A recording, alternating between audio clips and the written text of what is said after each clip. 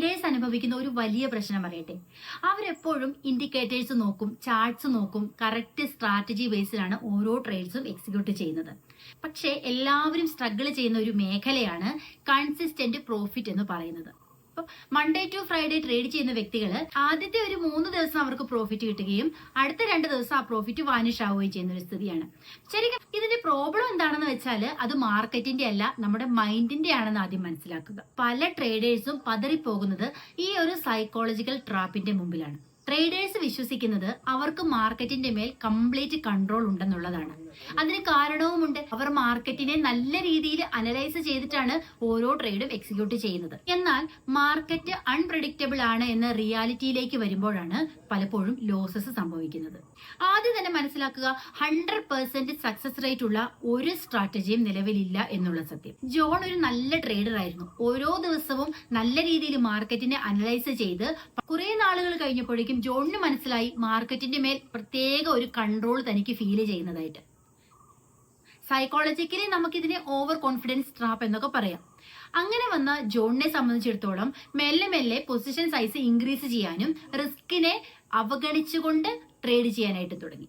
അപ്പോഴേക്കും സ്വാഭാവികമായിട്ടും അദ്ദേഹം അതുവരെ ട്രേഡ് ചെയ്തുണ്ടാക്കിയ മുഴുവൻ എമൗണ്ടും തന്നെ വാനിഷായി പോകുന്ന ഒരു സിറ്റുവേഷനിലേക്ക് വരുന്നു. ജോൺ എന്നതുപോലെ തന്നെ പല ആളുകളും ഫേസ് ചെയ്യുന്ന ഒരു സൈക്കോളജിക്കൽ ട്രാപ്പാണിത്. ഇവിടെ നമ്മൾ മനസ്സിലാക്കേണ്ടതും അറിയേണ്ടതും ഒക്കെ ശരിക്കും നമ്മളെ തന്നെയാണ്.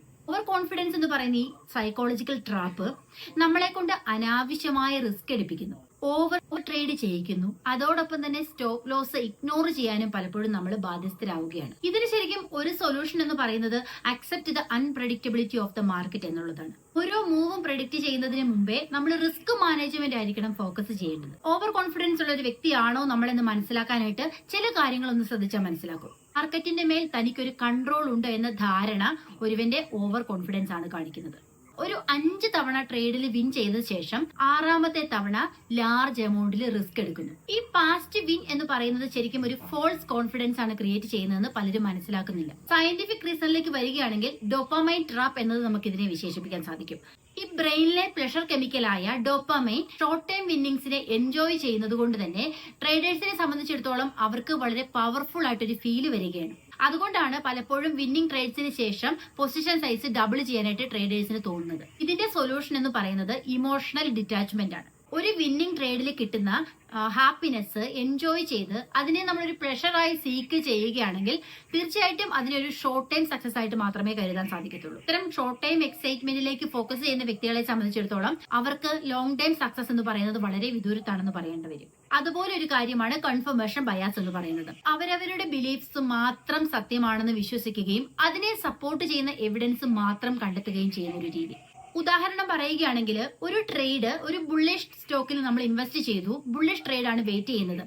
ആ ഒരു വ്യക്തി കൺഫർമേഷൻ ബയാസ് ഉള്ള ഒരാളാണെങ്കിൽ തീർച്ചയായും അയാൾ ഈ ബുള്ളിഷ് ട്രെൻഡിനെ സപ്പോർട്ട് ചെയ്യാൻ പാകത്തിനുള്ള എവിഡൻസസ് മാത്രമേ ചെക്ക് ചെയ്യൂ.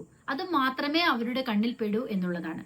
ശരിക്കും അത് ന്യൂസ് ആയിക്കോട്ടെ, അല്ലെങ്കിൽ മാർക്കറ്റിന്റെ മൂവ്മെന്റ്സോ പ്രീവിയസ് എക്സ്പീരിയൻസോ എന്തായാലും ഈ ഒരു ബുള്ളിഷ് എഫക്റ്റിനെ സപ്പോർട്ട് ചെയ്യുന്ന രീതിയിൽ മാത്രമാണ് അദ്ദേഹത്തിന്റെ തിങ്കിങ് പ്രോസസ് എന്ന് പറയുന്നത്.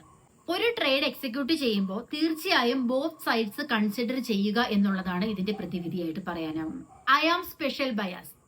ഞാൻ വളരെ സ്പെഷ്യൽ ആണെന്ന് ഒരു ട്രേഡർ ചിന്തിക്കുന്നത് എപ്പോഴാണ്?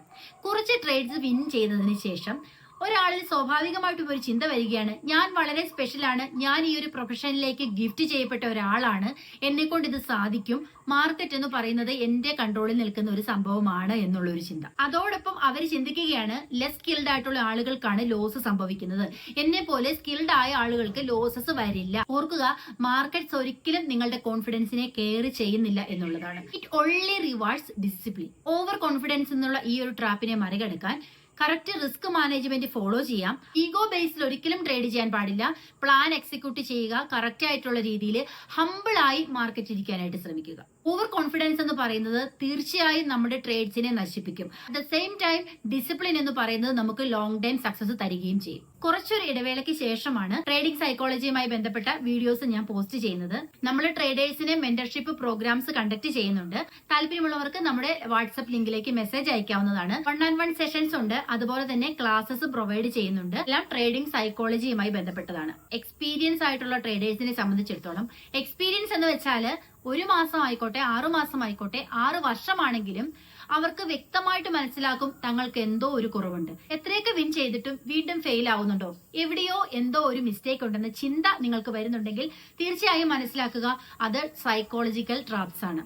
ഈ ഒരു സൈക്കോളജിക്കൽ ബയാസിനെ ഓവർകം ചെയ്യാൻ പറ്റാത്തിടത്തോളം നിങ്ങൾക്കൊരു സക്സസ്ഫുൾ ട്രേഡർ ആവാനായിട്ട് സാധിക്കില്ല. ഏത് പ്രൊഫഷണൽ ട്രേഡേഴ്സിനും ലോസസ് വരുന്നുണ്ട് എന്നുള്ള ഒരു സത്യം നമ്മൾ അക്സെപ്റ്റ് ചെയ്യുക. ഈ വിന്നേഴ്സിനെ ലോസേഴ്സിൽ നിന്ന് സെപ്പറേറ്റ് ചെയ്യുന്ന ഒരു മെയിൻ കാര്യം അവരെങ്ങനെ ലോസിനെ മാനേജ് ചെയ്യുന്നു എന്നതിനെ ബേസ് ചെയ്തിട്ടാണ്. റിസ്ക് മാനേജ്മെന്റ് ഫോളോ ചെയ്യുക, ഈഗോയിൽ നിന്ന് അകന്നു നിൽക്കുക. തെറ്റുപറ്റിയേക്കാം, ട്രാക്ക് ചെയ്യുക. എവിടെയാണ് തെറ്റുപറ്റിയതെന്ന് ട്രാക്ക് ചെയ്യുന്നിടത്ത് നമ്മൾ തിരുത്തലിന്റെ ആദ്യപടി എത്തിക്കഴിഞ്ഞു. ഓരോ ട്രേഡ്സിന് ശേഷവും ഡീപ് ബ്രീത്ത് എടുക്കുക. മെന്റൽ പീസ് എന്ന് പറയുന്നത് ഏതൊരു തൊഴിലിനും അത്യാവശ്യമാണ്. അത് ട്രേഡേഴ്സിനെ സംബന്ധിച്ചിടത്തോളം ദ മോസ്റ്റ് ഇമ്പോർട്ടന്റ് തിങ് എന്നുള്ളതാണ്.